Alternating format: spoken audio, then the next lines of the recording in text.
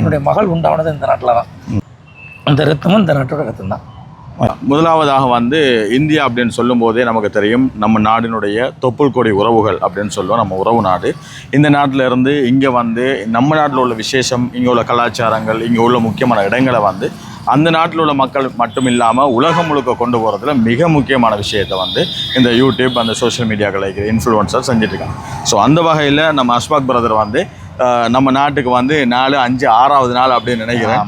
நம்ம ஊருக்கு காத்தாங்குடியில் 4வது நாள். சரி, அஸ்ஸலாமு அலைக்கும் பிரதர். முதல்ல எங்களோட காத்தாங்குடி உங்களை நாங்கள் மனப்பூர்வமாக வரவேற்றுக்கொள்கிறோம். உண்மையிலே முதல்ல என்னை வரவேற்று, நான் வந்த முதல் நாள் வரவேற்று காலை சாப்பாடு தந்தது நீங்கள். அந்தளவுக்கு இங்கே உள்ள உங்களுடைய மக்களுடைய அன்புனால அப்படி ஒரு மிகப்பெரிய ஒரு நிகழ்ச்சியில் நான் இருக்கேன். இன்ஷா அல்லாஹ். ரொம்ப சந்தோஷம்.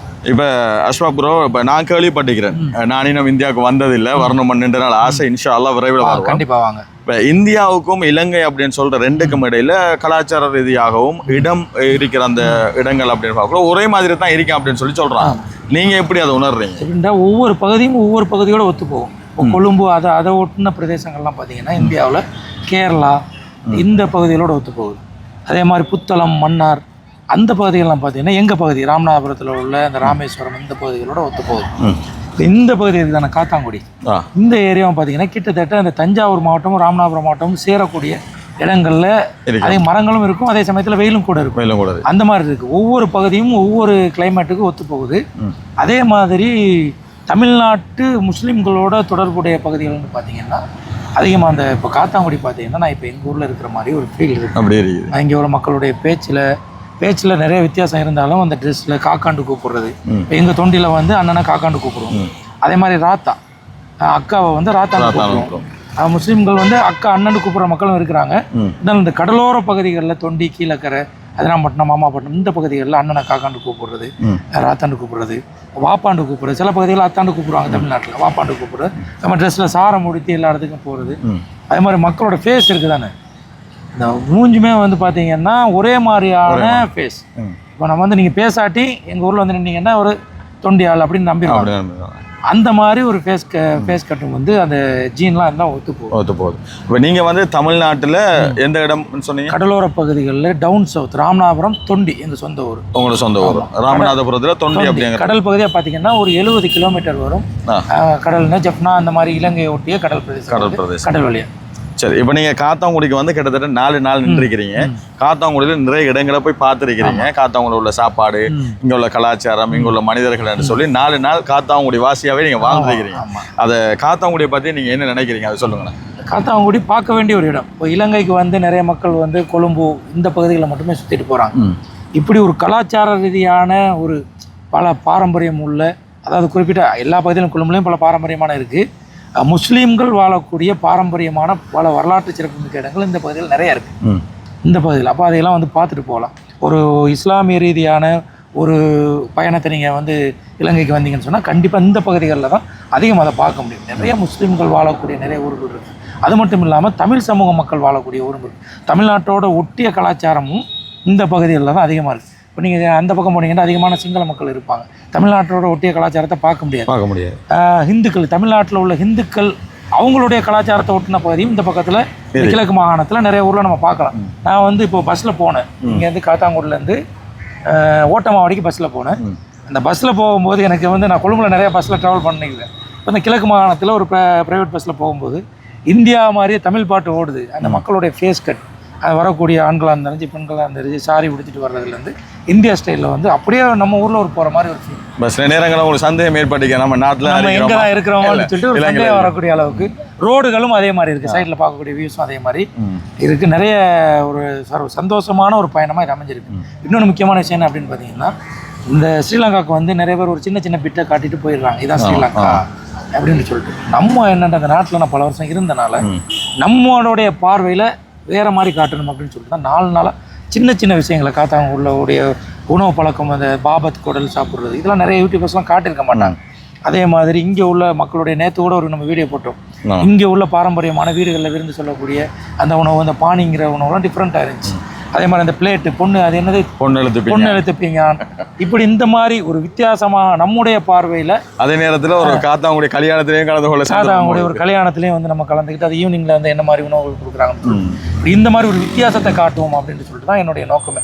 அந்த மாதிரி ஒரு அடிப்படையில் தான் நிறைய வீடியோஸ் எடுத்திருக்கிறேன். காத்தாங்குடியை சுற்றிய பகுதிகளில் அந்த மாதிரி மட்டக்களப்பு போய் எடுத்திருக்கோம். அதே மாதிரி வேறு பகுதியில் இந்த கிழக்கு மாகாணத்தில் நிறைய இந்தியாவிலேருந்து ஒரு யூடியூபர் வந்து எப்படி வீடியோ எடுப்பாரோ அந்த மாதிரி எடுக்காமல் இதை வந்து இலங்கையில் உள்ள ஒருத்தர் வந்து யூடியூப் போட்டு எடுத்து காட்டினா எப்படி காட்டுவாரோ அந்த மாதிரி முடிஞ்சளவு ட்ரை பண்ணியிருக்கேன். உதாரணமாக இப்போ காத்தாங்குடியில் இருக்கிற நாங்கள் கூட இந்த இவ்வளவு விஷயங்களை எடுத்திருக்க மாட்டோம். இப்போ எங்களோட ஊரில் உள்ள விஷயங்கள் அதை நாங்கள் விட்டுட்டு வெளியூரில் உள்ள விஷயங்களை தான் முன்னுரிமை கொடுப்போம். அது வளமையாக உள்ள பொதுவாக நம்ம ஒரு புது இடத்துக்கு போகும்போது தான் அதில் உள்ள நிறைய குறைகள் தெரியும். வெளியிலேருந்து வர போகும்போது தான் இந்த விஷயத்தில் என்ன ப்ளஸ் இருக்குது, இதெல்லாம் வித்தியாசமாக தெரியுது அப்படின்னு சொல்லிட்டு நமக்கு தெரியும். அந்த மாதிரி என்னுடைய பார்வைக்கு இதெல்லாம் வித்தியாசமாக போடுதோ டிஃப்ரெண்ட்டாக போடுதோ அந்த விஷயங்கள்லாம் நான் காட்டியிருக்கேன். சரி, கண்டிப்பாக தொடர்ச்சியாக நிறைய வீடியோஸ் வரும். இன்னும் 2 வீடியோ தான் 3 வீடியோ போட்டிருக்கேன். கிட்டத்தட்ட 10க்கும் மேற்பட்ட வீடியோக்கள் காத்தாங்குடி பகுதியை சுற்றி நம்ம வீடியோ எடுத்திருக்கோம். உண்மையாகவே இந்த காத்தான்குடி என்று சொல்லக்கூடிய இந்த இடம் வந்து இலங்கையில் மிக முக்கியமாக எல்லோராலும் பார்க்கப்படுகின்ற ஒரு பிரதேசம். என்னென்னு சொன்னால் கிழக்கு மாகாணத்தை பொறுத்தளவில் அதிகளவான முஸ்லீம்கள் செறிந்து வாழ்கிற ஒரு குறுகிய ஒரு சின்ன இடப்பரப்புக்குள்ள நிறைய பேர் வாழ்கிற ஒரு இடம். அதே போல் பொருளாதார ரீதியாக தொழில் நிமித்தம் கொழும்புக்கு அடுத்ததாக வந்து ஒரு கேபிட்டலில் மிக முக்கியமான ஒரு இடமாகவும் இந்த காத்தான்குடி பார்க்கப்படுது. கலாச்சார ரீதியாக சரி, இல்லை இந்த தொழில் ரீதியாக சரி, மெயினாக பிஸ்னஸ் வர்த்தகம் தான் மெயினாக. இப்போ இந்த மாதிரி இடங்களை பொறுத்தவரை இதை நீங்கள் சர்வதேச அளவுக்கு கொண்டு போகிறது. இப்போ நீங்கள் சொன்ன மாதிரி ஒரு 2 வீடியோ 3 வீடியோ நீங்கள் போட்டிருக்கிறீங்க. ஸோ அந்த 2-3 வீடியோவுமே வந்து நல்ல ரீச், நிறைய உங்களோட ஃபாலோவர்ஸ் எல்லாம் வந்து அதை விஷ் பண்ணிட்டு இருக்காங்க. ஸோ நாங்களும் எதிர்பார்ப்போட இருக்கோம். இன்னும் நிறைய வீடியோக்கள் நாங்கள் பேசிட்டு இருக்கக்கூடிய இந்த பள்ளியையும் என்னுடைய பார்வையில் நான் அதை வீடியோ எடுத்திருக்கேன். இது இல்லாமல் நிறைய விஷயங்கள் இலங்கை சம்மந்தமாக லாஸ்ட் இயர் நம்ம வந்து அந்த மாதிரி தெற்கு இலங்கை பகுதிகளில் நிறைய வீடியோஸ் போட்டிருந்தோம். அப்பவும் இலங்கை மக்களுடைய வரவேற்பு நல்லா இருந்துச்சு. அந்த வீடியோலாம் பார்த்து இன்னும் அதிகமான ஃபாலோவர் வந்தனால இப்போ வந்து காத்தாங்குடி மக்களுடைய விருந்தோம்பலில் உண்மையிலே மெய் செலுத்த போயிட்டேன். ஏன்னு சொன்னால் நம்ம நிறைய பார்க்கக்கூடிய எல்லா இடத்துலையுமே நான் ஓப்பனாக சொல்கிறேன்டா, 1 நாள் 2 நாளாக நான் ஹோட்டலில் சாப்பிட்ருக்கேன். அந்த 4 நாளில் 1 வேளையோ 2 வேளையோ மற்ற எல்லா நேரமும் இந்த மாதிரி நண்பர்கள் நம்ம வீடியோ பார்த்து பழகினாங்க. அவங்க வீட்டில் கூப்பிட்டு நீங்கள் சாப்பிட தந்தீங்க. நேற்று ஒருத்தரோட வீட்டில் சாப்பிட்டேன், இன்னைக்கு காலையில் ஒருத்தரோட வீட்டில். இப்படி இந்த மக்களுடைய விருந்தோம்பல் வந்து ரொம்பவே அந்த ஒரு ஆர்வமாக வேண்டா வரைக்கும் கூப்பிடல. இப்போ நிறைய பேர் வாங்கலாம் வீட்டுக்கு சாப்பிடணும்னு சொல்லிட்டு சும்மா ஒரு ஃபார்மாலிட்டிக்கு கூப்பிடாம உண்மையிலே கூப்பிட்டு வம்படியாக கூப்பிட்டு போய் சாப்பிட கொடுக்குறாங்க. காத்தாங்குடியை பொறுத்தளவில் இப்போ கடந்த காலங்களில் சில அரசியல் ரீதியாகவும் அதுபோல் வந்து சில வெறுக்கத்தக்க விஷயங்களாலையும் இந்த காத்தாங்குடியை பற்றி பிழையான விண்மங்கள் மக்கள் மத்தியில், அதாவது பிற சமூக மக்கள் மத்தியில் அது உருவாக்கப்பட்டுச்சு. ஆனால் உண்மை நிலவரம் என்ன அப்படிங்கிறத வந்து எந்த பகுதியிலேருந்து யார் வந்தாலும் சரி, இந்த காத்தாங்குடியை பொறுத்த உதாரணமாக இந்த அலக்ஷா பள்ளிவாசல்னு சொன்னால் இந்த பள்ளிவாசலுக்குள்ளே எந்த மதமாக இருந்தாலும் சரி, எந்த இனமாக இருந்தாலும் சரி, எந்த நாட்டவராக இருந்தாலும் சரி, தாராளமாக சுதந்திரமாக இங்கே என்ன நடக்குது, எப்படி தொழுகிறாங்க, எப்படி ஓதுறாங்க, அதே போல் வந்து காத்தாங்குடியில் சுதந்திரமாக எல்லா இடத்துக்கும் போயிட்டு அவங்க என்ன நடக்குது அப்படிங்கிறத பார்க்கறதுக்கான வாய்ப்பு இருக்குது. எந்த ஒரு தடையும் கிடையாது. ஸோ அதனால நிறைய பேர் வராங்க. இங்கே வந்ததுக்கப்புறம் தான் அவங்களுக்கு தெரியுது, அடே நம்ம கேள்விப்பட்டது வேற, இங்கே இருக்கிறது வேறு அப்படின்னு சொல்லி. இப்படி இந்த காத்தாங்குடியில் உள்ள நல்ல சிறப்பம்சங்களையும் நல்ல விஷயங்களையும் மக்கள் மத்தியில் கொண்டு சேர்க்கறதுல இந்த சோஷியல் மீடியாக்கள், இன்ஃப்ளூயன்சர் மாதிரி இந்த யூடியூபருங்கிறது ரொம்ப முக்கியமான ஒரு பார்ட். ஸோ அந்த விஷயத்தை நாங்கள் கேட்காமலேயே நீங்களாக எங்களுக்கு செஞ்சிருக்கிறதுங்கிற காத்தாங்குடி ஒட்டுமொத்த மக்கள் சார்பாக, இலங்கை முஸ்லீம்கள் சார்பாக எந்த நன்றியோ உங்களுக்கு தெரிவித்துக்கொள்கிறோம். நன்றி. தொடர்ச்சியாக நம்முடைய தமிழ் சஃபாரி சேனலை பாருங்கள். இலங்கை மக்களுடைய ஆதரவை நான் தொடர்ந்து எதிர்பார்க்குறேன். அதிகமாக நான் இன்னொன்று சொல்லணும், நான் வந்து இலங்கையில் ஒரு 13 வருஷம் இருந்திருக்கேன் கொழும்புல. நான் வந்து இந்தியாவுக்கு அடுத்து என் வாழ்நாளில் நான் அதிகமாக நேசிக்கக்கூடிய நாடு வந்து இலங்கை. ஏன்னா இந்த உடம்புல என்னுடைய 18 வயசுலேருந்து ஒரு 36 வயசு வரைக்கும் நான் இந்த நாட்டில் இருந்திருக்கிறேன். என்னுடைய முக்கியமான காலகட்ட பருவங்கள் எல்லாம் இளமை பருவையும், அதாவது 18 வயசுங்கிறது எப்படிப்பட்ட வயசுன்னு தெரியும். அந்த காலத்துலேயும் கட்டுப்பாட்டோட இந்த நாட்டில் அதே மாதிரி என்னுடைய திருமண வாழ்க்கை இந்தியாவில் முடிச்சு என் ஃபேமிலி பிள்ளை கூட்டுன்னு சொல்ல போனால் எனக்கு வந்து திருமணமாகி ஒரு 5 வருஷத்துக்கு பிறகு தான் குழந்தை பிறந்துச்சு. என்னுடைய மகள் உண்டானது இந்த நாட்டில் தான். வயத்தில் 5 மாதத்தோடு தான் என் ஒய்ஃபை நான் ஊருக்கு கூட்டு போனேன். ஆனால் என் மகள் வந்து என் மகளோடத்தில் என்ன சொல்கிறது, எனக்கு கண்கலங்குது. என்னுடைய மகள் அந்த ரத்தமும் இந்த நாட்டோட ரத்தம் தான். மாஷா கேட்கக்குள்ளே எங்களுக்கும் ரொம்ப சந்தோஷமாக இருக்குது. இந்த முறை நாங்கள் கூட ரிக்வஸ்ட் பண்ணோம், இன்னும் 2 நாள் எக்ஸ்ட்ரா நீங்கள் நின்றுட்டு போகலாம்னு சொல்லி உங்களுக்கு வேலை பண்ணலாம். அடுத்த முறை குடும்பத்தோட கட்டாயம் 2-3 நாளில் ஒரு 2-3 வாரம் தங்கக்கூடிய அளவில் இன்ஷால்லா நீங்கள் ஃபேமிலியோட வாங்க. இருக்கிறனால நம்ம அதையும் பார்க்கணும். நீங்கள் இன்ஷால்லா அதுக்குரிய ஏற்பாடுகளை செஞ்சுட்டு வாங்க. காத்தாங்குடியில் நீங்கள் தங்கியிருந்து எல்லோருடைய இப்போ நாங்கள் நிறைய ஏற்கனவே உங்களோட ஃப்ளவர்ஸாக இருந்தவங்க இப்போ நல்ல ஃப்ரெண்ட்ஸ் ஆகிட்டோம். ஸோ இன்ஷால்லா நீங்கள் நெக்ஸ்ட் டைம் வரணும். இது மாதிரி இன்னும் நிறைய வீடியோஸ் மட்டும் இல்லை, நம்ம நிறைய விஷயங்களை பேசணும், பழகணும். திருப்பி நாங்கள் ஜஸாக்கல்லாஹ் ஹைர் தேங்க்ஸ் சொல்லிக்கொள்கிறோம்.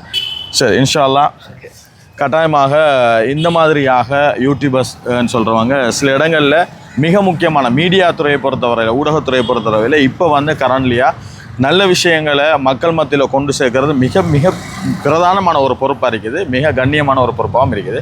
அந்த அடிப்படையில் தான் எங்களோட அஷ்பாக் பிரதர் தமிழ் சவாரி யூடியூப் சேனல் காத்தாங்குடிக்கு வந்து தங்கி நின்று எங்களோடு மக்களாக இருந்து இந்த விஷயங்கள் எல்லாம் வெளியே கொண்டு வந்திருக்காரு. காத்தாங்குடி மக்கள் சார்பாக நன்றி தெரிவித்துக்கொள்கிறோம்.